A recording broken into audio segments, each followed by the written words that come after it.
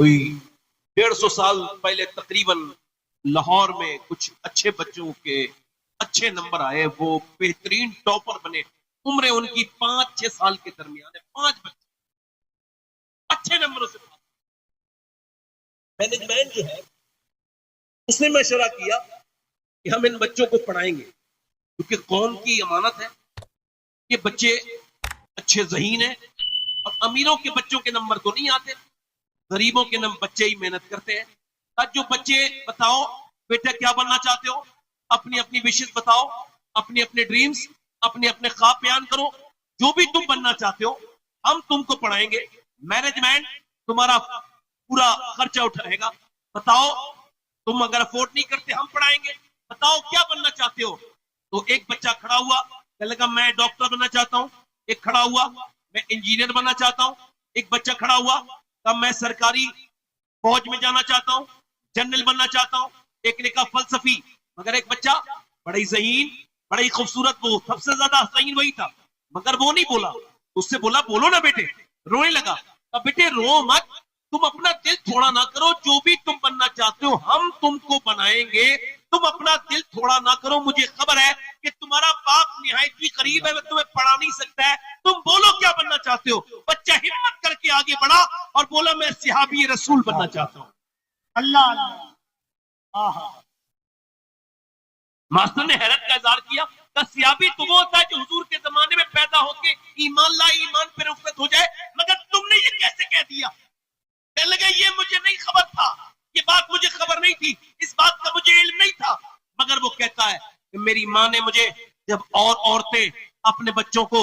لوریاں اور پنجابی گیت اور گانے سناتی ہے، میری ماں کبھی ایسا نہیں کرتی، میری ماں مجھے روز کبھی ابو بکر صدیق کی بات بتاتی ہے، کبھی عمر فاروق اعظم کی بات بتاتی ہے، کبھی عثمان غنی کی بات بتاتی ہے، کبھی مولا علی کی بات بتاتی ہے، کبھی وہ کہتی ہے کیسے بلال کے سینے پہ پتھر رکھے جاتے تھے، میری ماں کبھی کہتی ہے کہ کیسے بلال کو انگاروں پہ لٹا دیا جاتا تھا ماسٹر صاحب، اور میری ماں ایک بات یہ بھی کہتی ہے بیٹے صحابی وہ ہوتا ہے جس سے حضور بہت پیار کرے، ماسٹر صاحب مجھے ویسے ہی بنا دو جس سے میرے مصطفیٰ جان رحمت پیار کرنے لگے۔ یہ کہہ کے بچہ رویا تو ماسٹر نے اس کی پیشانی چوم کے کہا میرے لال تیری ماں نے اتنی بہترین تیری بنیاد رکھی ہے کہ تو بہت بڑا آدمی بنے گا، صحابی تو نہیں بنے گا مگر آدمی بہت بڑا بنے گا۔ بچہ جب بڑا ہوا تو واقعی میں بڑا آدمی بنا، اس کا نام ڈاکٹر محمد اقبال تھا، اسی نے کہا تھا کہ محمد سے وفا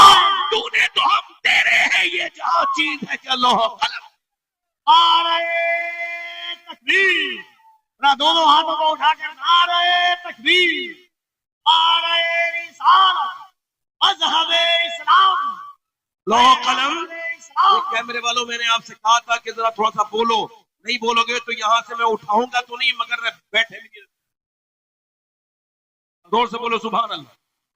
ہاتھ آواز آنی چاہیے آپ کی، آپ بیچ میں آگے کھڑے ہو گئے، یہاں سے لائن ہو گئی مفلوج،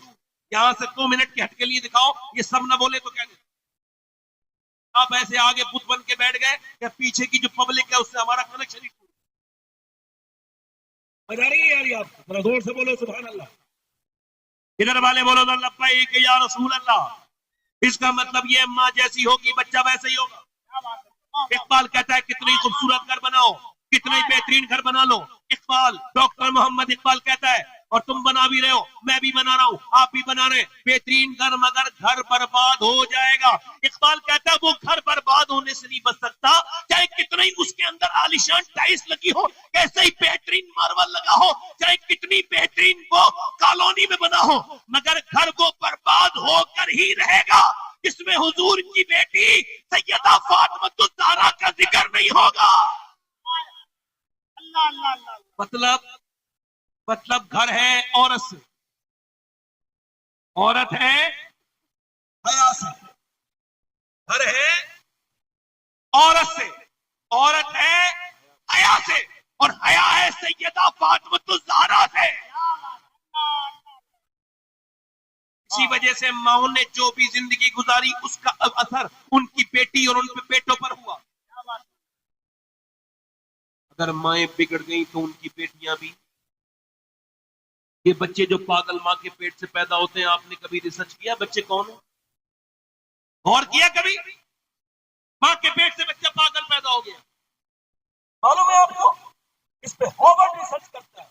और वो कहता है ये 80% बच्चे वो हैं जो अपनी माँ के पेट में थे तो बाप ने माँ को मारा, जाहिल को खबर नहीं कि मैं अपनी बीवी पे हाथ नहीं उठा रहा हूं बल्कि अपने होने वाले बच्चे की जिंदगी के साथ मैंने खिलवाड़ कर दिया, उसकी मेंटल हेल्थ पे असर पड़ा। बाप ने माँ को मारा, बच्चा पेट में था, असर कर गया। अब जरा गौर करें, आप तवज्जो करें, इंसान मेरी तरफ आप गौर करें, मेरी तरफ तब गौर करें। अल्लाह ने किसी को औलाद दी है और इंशाअल्लाह किसी को वो देगा, अपने फजल से अता करेगा। कुछ बाप है और कुछ इंशाअल्लाह बनेंगे, मगर मैं आप सबसे गुजारिश कर रहा हूं जरा मेरी बात पर ध्यान दे कि जब डॉक्टर के पास औरत जाती है तो डॉक्टर कहता है देखो अगर तुम ये चाहती हो तुम्हारा बच्चा ताकतवर पैदा हो तो ज्यादा फ्रेगरेंसी में तुमको आयरन खाना है, और आयरन में क्या मतलब, सेब खाना है, और तुमको ज्यादा जो है वो बादाम खाओगी तो दोनों में आयरन है, बच्चे में आयरन बढ़ेगा। विटामिन सी के लिए नींबू पीना, विटामिन डी के लिए,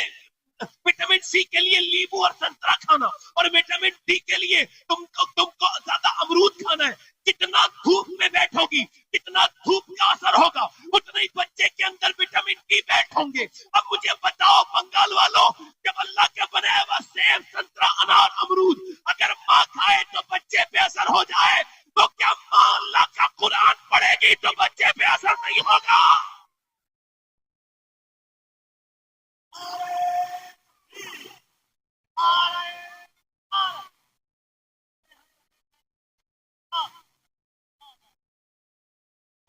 अब बाप गाली बक रहा है तो बेटा भी गाली बकेगा, बाप बदतमीज है तो बेटा भी बदतमीज है, बाप बंगाली बोलता है तो बेटा भी बंगाली।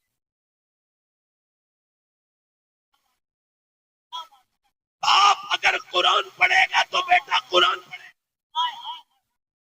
बाप बंगाली बोलेगा बेटा बंगाली बोलेगा, बाप तमिल बोलेगा बेटा तमिल बोलेगा, अब मलयालम बोलेगा माँ मलयालम बोलेगी, बेटा मलयालम बोलेगा, माँ और बाप उड़िया बोलेंगे, बेटा उड़िया बोलेगा। माँ